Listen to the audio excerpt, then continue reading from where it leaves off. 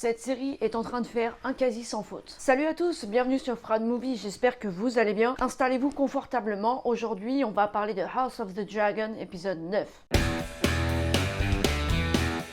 On commence cet épisode avec une ambiance pesante, le roi est mort, en pleine nuit, l'éclairage est très sombre, on voit le trône de fer qui est vide, et il y a surtout cette musique qui m'a rappelé un épisode majeur de Game of Thrones, celui où Cersei est censée se présenter au Donjon Rouge pour sa condamnation, et qu'au lieu de ça, elle fait péter le Donjon Rouge. Je me rappelle de cet épisode, et cette musique m'a traumatisé pendant le premier quart d'heure. Je savais pas ce qui allait se passer, mais je savais qu'il allait se passer quelque chose de dingue. Et on retrouve cette même musique, c'est pas la même musique, mais ce que je veux dire, c'est que c'est cette même musique où tu sens que l'ambiance est pesante, tu sens qu'il va se passer quelque chose, ça sent pas bon. J'ai entendu des rumeurs comme quoi Alicent aurait empoisonné le roi pour le tuer. Franchement, j'y crois pas du tout. Elle avait vraiment l'air peinée déjà le soir où Viserys va mourir, et même quand elle l'apprend, ou quand elle est qu'avec son père, alors que quand elle est qu'avec son père, elle aurait pas eu besoin de se cacher. Moi, je ne pense pas du tout qu'Alicent ait voulu empoisonner Viserys, et je pense même qu'au contraire, tant que Viserys était vivant et même inapte à être roi, elle pouvait d'une certaine manière, elle, gouverner le royaume. Et elle sait très bien qu'une fois que Viserys sera mort, ça sera Rhaenyra qui sera aux commandes et qu'elle n'aura plus son mot à dire. Donc je vois vraiment pas pourquoi elle l'aurait empoisonné. Alicent, elle est au cœur de cet épisode, elle est super intéressante de plus en plus. C'est vraiment un personnage très complexe et dans cet épisode, elle va nous amener plein de sentiments qu'on va ressentir à son égard. Elle aimait le roi, sincèrement, elle a vraiment de la tristesse, elle est vraiment peinée. Elle va se rebeller contre son père, alors que jusque-là, c'était plutôt son père qui lui disait quoi faire, mais là, elle a pris du galon et elle va se rebeller. Ils n'ont pas la même manière de voir les choses et clairement, elle va lui faire comprendre. J'ai l'impression qu'Alicent ne veut pas que son fils soit réellement roi. Enfin, elle veut qu'il soit couronné, mais en même temps, j'ai l'impression qu'elle appréhende quel genre de roi il pourrait être. Et j'avoue que je pense que c'est pas la seule qui ait peur de savoir quel genre de roi va devenir son fils. Elle pense vraiment que son fils va régner sous la terreur. Et c'est un peu ce que son père Otto veut. Elle ne veut pas ça. En tout cas, moi, de ce que je comprends, elle ne veut pas régner en terreur. En fait, je pense qu'elle veut qu'il soit roi pour, en même temps, elle pouvoir diriger, comme elle le faisait un peu avec Viserys. Sur Alicent, je trouve qu'il y a un point qui est super important, c'est que quand elle est jeune, on accentue vraiment sur ses mains quand elle est en train de se ronger les ongles. Plusieurs fois dans les premiers épisodes. Et c'est vrai que depuis qu'elle a grandi,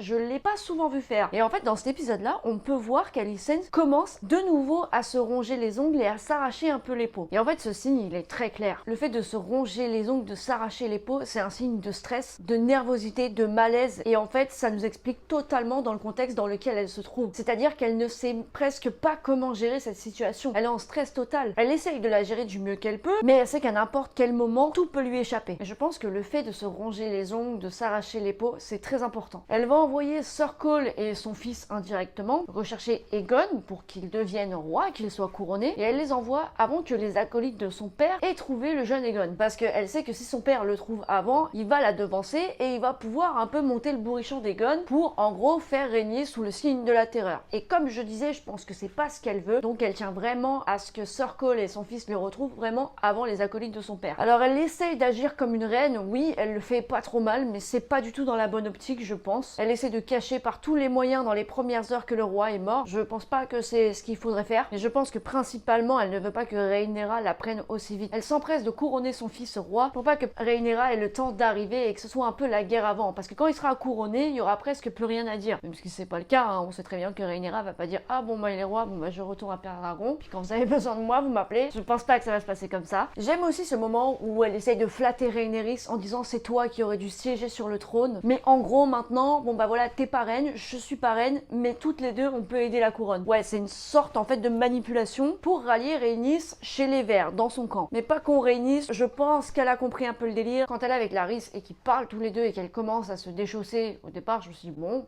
Ok, mets-toi à l'aise, mais ça m'a semblé bizarre parce qu'on a vraiment insisté sur le fait qu'elle se déchaussait. Ensuite, quand elle enlève ses chaussettes, je me suis dit, ok, c'est de plus en plus chelou. En plus, elle les met bien en évidence devant Larys, qui jette des fois des coups d'œil, et là, j'ai commencé à percuter et de me dire, non, le mec est pas en train de bader sur les pieds d'Alicent quand même. Et bah si, en fait, on se rend compte qu'effectivement, voir des pieds, ça le fait kiffer quoi. Super chelou. Voilà, c'est comme ça qu'ils ont conclu leur deal. En échange d'informations, elle doit prostituer ses pieds, entre guillemets. Et elle a honte de ça, elle tourne la la tête, on voit son visage qu'elle a honte de faire ça, mais qu'en même temps, bah, elle a pas le choix parce que Larys, c'est presque son meilleur allié. Elle y va petit à petit. Quand elle a besoin d'une information, elle passe à l'étape au-dessus. On voit aussi qu'elle ne veut pas tuer Rhaenyra. Son amitié prône avant tout. Mais elle sait pertinemment qu'en la laissant vivante, ça va être la guerre. Elle sait très bien que Rhaenyra ne va pas se laisser faire. Donc j'ai hâte de voir comment va tourner un peu leur amitié. Mais je pense qu'Alicent, c'est vraiment un personnage très compliqué à comprendre. Et elle-même, je pense qu'elle doit avoir du mal à se comprendre des fois. Donc nous, pour la suivre, on va s'accrocher. Elle s'entête à avoir compris que Viserys voulait que Aegon siège sur le trône de fer. J'ai juste envie de te dire, meuf, pendant 20 ans, il a pas changé d'avis. Il a proclamé haut et fort que sa fille Rhaenyra régnerait quand il sera mort. Je vois pas pourquoi, au moment où il est au bout de sa vie, et que c'est littéralement les dernières minutes de sa vie, les dernières heures de sa vie, tu vois dans quel état il est. Tu te dis tout simplement qu'en fait, le mec n'a plus toute sa tête et qu'il dit n'importe quoi. Même s'il disait pas n'importe quoi, mais il pensait parler à Rhaenyra. Mais bon, j'aurais été à la place d'Alicent, je me serais dit, ouais, mais en fait, il est juste en train de perdre la boule. Enfin, logique. Ben non, elle s'entête à croire que Viserys voulait que Aegon règne sur le trône. Bah écoute, si tu veux que je te dise, moi, bah crois-le, hein. Et justement pour le couronnement, ça va nous amener à cette scène, une des premières scènes où tout le monde est réuni, les gens les plus importants sont réunis, pour déjà faire savoir que le roi est mort et décider de ce qui va se passer. En tout cas de leur dire les dernières volontés du roi, si je peux les mettre entre guillemets quand même. Mais le pire dans tout ça, c'est que la plupart des gens qui sont autour de la table, eh ben ils foncent dedans quoi. Ils sont vraiment en mode, oh bah ok, bah Viserys qui avait plus toute sa tête et qui d'un coup d'un seul au bout de 20 ans a changé d'avis, bah écoute, vas-y, on y croit dur comme fer. Heureusement, Lord Lyman, le trésorier, qui du coup est mort à 76 ans, la tête écrasée contre la table, est le seul qui s'oppose à ce choix et qu'a les coronesses de le dire haut et fort. Malheureusement, ça lui a coûté la vie. Alors c'est pas le seul, parce que le Lord Commandant, qui est lui aussi outré d'entendre de telles choses de la bouche d'Alicent alors que le roi n'a jamais changé d'avis en 20 ans, ben il fait une chose qui est franchement très noble, je trouve. Il enlève sa cape de la garde royale et il la dépose sur la table. Ben, je trouve que c'est une bonne manière de quitter la garde royale et de rester fidèle à ce que Viserys a dit, que Rhaenyra siège sur le trône de fer. Sir Cole, je sais pas comment il va finir, mais j'ai l'impression qu'en fait, d'épisode en épisode, il va devenir de plus en plus noir. On va, je pense, de plus en plus le détester. Putain, quand on se rappelle qu'au départ, il était trop gentil et qu'on l'adorait, ben maintenant, c'est vraiment plus le cas. Ce quiproquo, ce malentendu d'Alicent déclenche déjà la guerre au sein du conseil, mais ça va être encore plus violent quand ça va déclencher la guerre dans Westeros. Et donc, on est plutôt mal barré. En même temps, c'est l'essence même de la série, parce que si tout était beau, tout était rose, ça servirait vraiment à rien. Mais là, on est vraiment bien embarqué quand même. Aemon, ce que j'aime, c'est ce personnage, c'est que vraiment, il a un calme qui est implacable. Il dit à Sir Cole que son frère ne mérite absolument pas d'être roi, et là-dessus, on est carrément d'accord. Et il le dit même à son frère que lui mériterait plus d'être roi. Et ce qui est marrant, c'est que même Aegon lui-même est d'accord, parce qu'il ne veut pas être roi. Et en même temps, bah, c'est plutôt une bonne chose. Il songe même à s'enfuir de Westeros, à prendre un bateau et à partir tellement loin qu'on ne le retrouvera jamais. Et franchement, on aurait dû le laisser faire ça, réellement. Enfin non, on n'aurait pas dû le laisser faire ça, parce que sinon tout serait rentré dans l'ordre et tout, ça aurait été trop facile, donc non, laisse tomber. Mais en vrai, même si c'était Aemon qui devait régner sur Westeros, bah je serais plus tranquille, je serais plus rassurée. Aegon, on s'aperçoit qu'il a vraiment un côté sombre dans cet épisode, au-delà de tous ces côtés sombres qu'il peut avoir depuis qu'on l'a vu, hein, c'est vraiment un connard. Mais là, on se rend compte que non seulement il organise des combats d'enfants, mais qu'en plus, dans ces enfants-là, eh ben, il y en a certains qui sont les siens, qui sont des bâtards évidemment, mais qui sont les siens. Et on pourrait aussi comprendre qu'Aegon a un penchant pour les enfants. En même temps, ce mec est complètement taré dans sa tête, mais j'ai quand même l'impression qu'il est au courant, qu'il est pas net. Hein. Et ça, c'est quand même une bonne chose. Cela dit, je pense qu'après le couronnement, il n'y en aura plus rien à foutre d'être taré dans sa tête. Viseria, quand elle va rencontrer Otto, elle va demander justement à ce que les combats d'enfants cessent. Et Otto acquiesce à cette décision, il l'approuve, donc on verra ce qui va se passer par la suite. Et d'ailleurs, au passage, Viseria et sa maison cramée, j'y crois pas. Hein. La maison cramée, oui, j'y crois parce qu'on l'a vu, mais elle, qu'elle soit morte, j'ai une devise dans Game of Thrones, c'est pas de corps, pas de mort. Et encore, même quand on a un corps mais qu'il est carbo et qu'on peut pas trop l'identifier, j'y crois pas non plus. Pour revenir sur Aegon, c'est un enfoiré, oui, mais lui au moins il a compris pourquoi son père aurait insisté pendant 20 ans que Rhaenyra siégerait sur le trône et que d'un coup d'un seul il a changé d'avis. Même lui, il se rend compte que ça n'a aucun sens et qu'il n'a pas pu dire ça. Et quand il dit à sa mère, est-ce que vous m'aimez? En fait, je crois que la réponse c'est non. Elle te dit,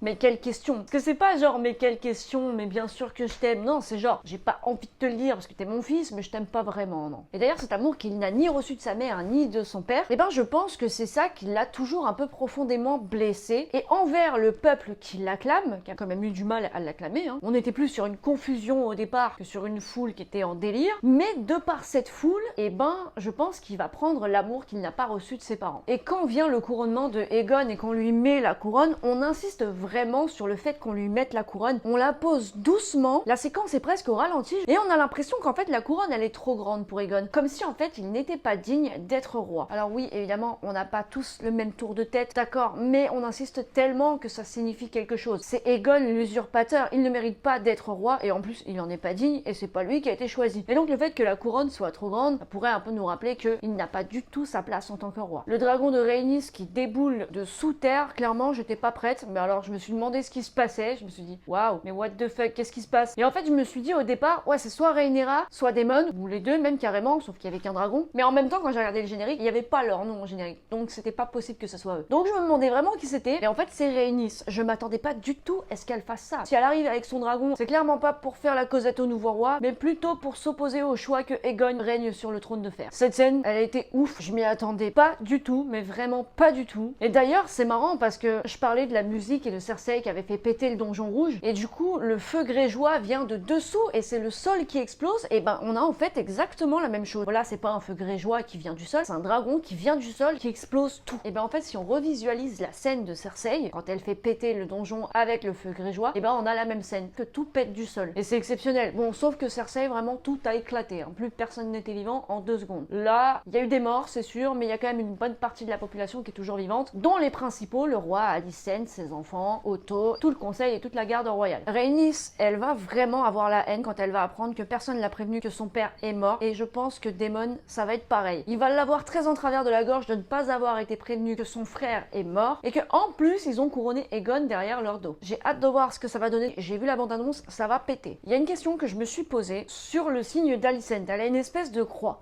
Cette croix, ce symbole, cet emblème qu'elle porte, ça me rappelle un peu l'emblème qu'avait le grand septon. Alors évidemment, les emblèmes, ils évoluent peut-être au fil des années, ne serait-ce qu'un petit peu. Est-ce qu'il y aurait un rapport entre le grand septon et la famille Hightower? Peut-être. La première fois, déjà, ça m'avait sauté aux yeux. Quand Rhaenyra et Daemon reviennent et trouvent que tout a changé, et ben on a un plan en fait sur justement cette étoile, sur ce symbole. Direct, je me suis dit, on dirait le symbole du grand septon. Peut-être que je me fais des idées et que ça a aucun rapport. Affaire à suivre. En parlant des emblèmes, on peut remarquer quand Aegon se fait couronner que la bannière des Targaryens, elle est plus noire et rouge, mais elle est noire et or. Pareil, est-ce que ça signifie quelque chose pour les prochains épisodes? J'imagine qu'ils n'ont pas changé la couleur pour le kiff. Alors est-ce que le blason est censé être doré quand tu couronnes un roi? Peut-être. Cela dit, là, il est noir et or et non pas noir et rouge comme il est censé l'être. Voilà pour cette critique. Dites-moi dans les commentaires ce que vous avez pensé de cet épisode. Si vous avez remarqué d'autres choses, si vous n'êtes pas d'accord avec certaines choses que j'ai énumérées, dites-moi tout ce qui pourrait concerner House of the Dragon dans les commentaires. N'hésitez pas à liker, à partager, à vous abonner à ma chaîne pour voir mes prochaines vidéos. Sur ce, je vous dis bonne journée ou bonne soirée et à la prochaine.